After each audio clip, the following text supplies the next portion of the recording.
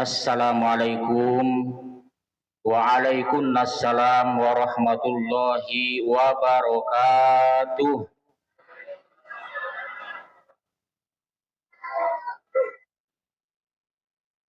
Haji Sulam ke Cibarusah. Yang jawab salam semoga hilang semua rasa susah. Amin apa? Haji Sulam di rumah Bu Iroh.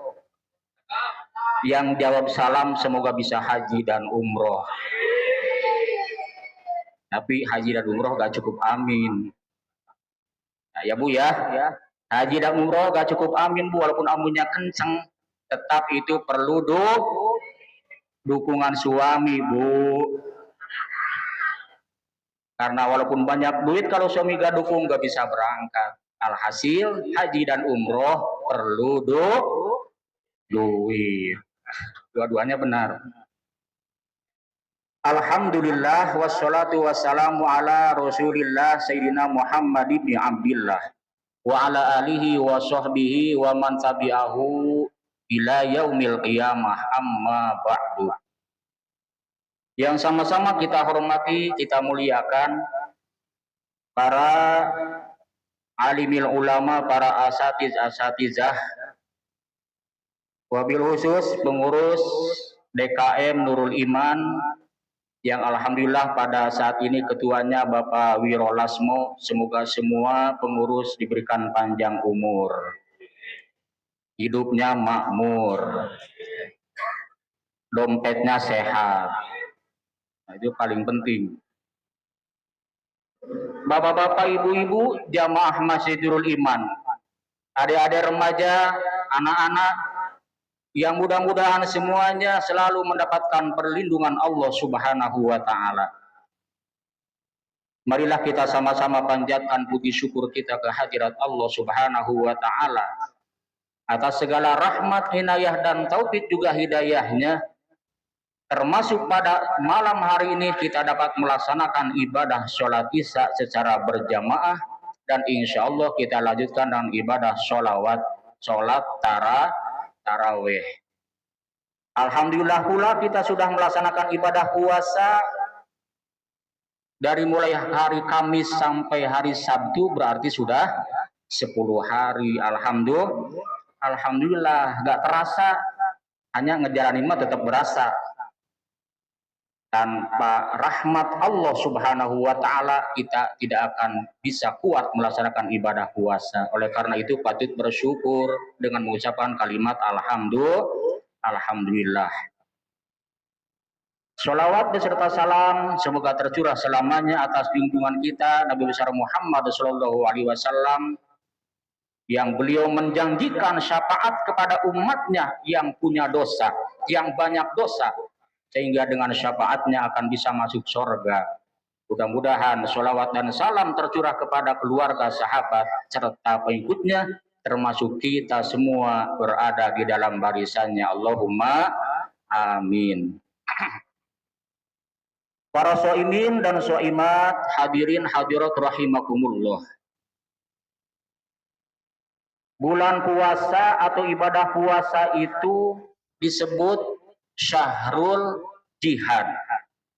Bulannya di mana kita melakukan amal kebaikan, dinampakkan, diperlihatkan. Jihad, berjuang. Biasanya baca Quran, diam-diam di rumah. Boleh di bulan Ramadan pakai pengeras, pakai toa, sehingga di tiap masjid pada bunyi kencang. Memang harus, itulah bulannya, disebut Syahrul Jihad. Sodakoh biasanya di bulan-bulan biasa kita diam-diam, di bulan Ramadan dinampakkan. Itu bulannya, diumumkan, bahkan sampai cireng-cireng diumumin. Gak apa-apa, Syahrul Jihad, semua dinampakkan. Kemudian disebut juga Syahrul Ijtihad, bulannya di mana kita perlu mengolah akal pikiran untuk mengkaji ilmunya Allah. Dan juga disebut juga Syahrul Mujahadah, bulannya memerangi hawa nafsu. Yang kedua, ada yang disebut syahrul ijtihad. Waktunya kita mengolah akal pikiran untuk menghasilkan atau untuk memperoleh ilmu. Nah, di bulan puasa ini, ketika kita puasa, ada pelajaran, ada didikan, ada pelatihan yang harus kita ambil. Di antaranya puasa mendidik, mengajari kita supaya kita hidup sederhana, bisa mengatur ekonomi, mengatur makan, dan mengatur waktu makan. Pertama nih, mengatur ekonomi. Kita di dalam bulan-bulan biasa tidak ada aturan. Mau makan berapa kali, mau minum berapa kali, tetapi di bulan Ramadan kita hanya dibolehkan dari mulai terbenam matahari sampai terbit fajar. Kalau sudah terbit fajar, walaupun makanan banyak, stop. Walaupun kita punya, stop. Apalagi punya orang lain. Sekarang itu banyak gara-gara kurang ekonomi atau tidak pandai mengatur ekonomi, hancur hidupnya, bubar berantakan rumah tangganya. Kasus perceraian menurut data ratusan per bulan, ratusan unit keluarga cerai gara-gara faktor ekonomi. Islam mengajarkan dengan ibadah puasa supaya kita pandai mengaturnya. Dihemat mestinya bulan puasa. Sehingga banyak kejadian adanya judol, pinjol. Tiap manusia yang punya cicilan pusing tiap bulan kayak orang edan. Minjem ke mertua sama tidak punya, akhirnya mencuri akun tetangga. Buat apa? Pinjol. Tahu punya cicilan, minjem lagi solusinya, ya tambah numpuk lubangnya. Agama sudah memberikan keterangan husnul tadbir nisful ma'isah. Sebaik-baiknya pengaturan dalam ekonomi itu bagian daripada kehidupan. Kalau hidup ingin selamat dan bahagia juga sejahtera, pandai-pandailah mengatur ekonomi. Insya Allah. Hidup sederhana. Di bulan Ramadan puasa sederhana aja. Makan sederhana, minum sederhana, cukup waktu buka dan waktu sahur, udah. Mengajarkan kita supaya sederhana, jangan berlebih-lebihan. Kata Bung Roma juga kan sudah ngajarin sama kita. Nah, itu kan. Walau makan sederhana, ikan asin sambal lalap. Walau baju sederhana, asal tertutup aurat. Walau makan sederhana, walau baju sederhana, asal istri punya 3. Oh jadi gitu ya? Kata ibu-ibu gak beres, sederhana-sederhana, ujung-ujungnya istrinya nambah. Yang kedua, ibadah puasa mengajari kita, mendidik kita agar pandai mengatur waktu. Baik waktu ibadah, begitu juga waktu istirahat, tidur, begitu juga waktu makan. Kita gak boleh sembarangan kalau ingin hidup selamat dunia, selamat di akhirat. Waktu itu harus digunakan dengan sebaik-baiknya. Jangan waktunya tidur kita begadang, waktunya kita kerja dipakai tidur. Sehingga ada kejadian orang yang kebiasaan banyak tidur, waktu sahur bangunnya terlambat. Tinggal 5 menit lagi, waduh ini. Kalau pakai makan, gak cukup untuk merokok. Kalau merokok, gak ada buat makan.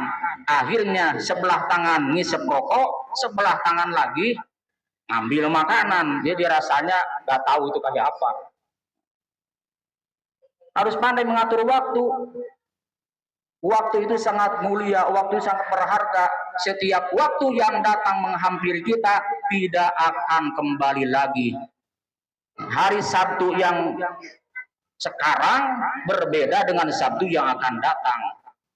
Jam 7 yang sekarang atau yang jam 8 yang sekarang berbeda dengan jam 8 yang akan datang.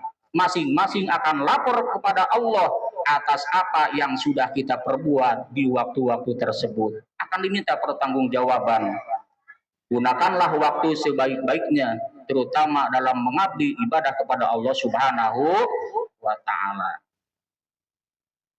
Ketiga, puasa mendidik kita agar hidup selalu jujur. Coba kalau puasa, orang puasa dengan yang tidak puasa kira-kira sama apa beda? Kelihatannya sama. Orang puasa begitu, yang nggak puasa begitu. Bahkan kadang-kadang yang nggak puasa pura-pura lemes. Nah, niru-niru orang puasa. Disitulah perlu adanya kejujuran. Jujur diri kita kepada diri sendiri, jujur kita kepada Allah Subhanahu wa Ta'ala. Ketika kita hidup selalu jujur, terutama jujur kepada Allah, hidup akan selamat di dunia dan di akhirat akan bahagia. Masih banyak sebetulnya nih hikmah puasa, manfaat puasa. Untuk sementara itu saja dulu. Ya, gunakan waktu sebaik-baiknya. Jujurlah di dalam kehidupan kita, pandai-pandailah mengatur ekonomi, hiduplah secara sederhana supaya hidup kita selamat, jangan terjerat yang macam-macam. Insya Allah. Mudah-mudahan ada manfaatnya. Kalau ada keliru atau salah mohon dibukakan pintu yang seluas-luasnya. Wallahul muwaffiq ila aqwamit thoriq. Wassalamualaikum warahmatullahi wabarakatuh.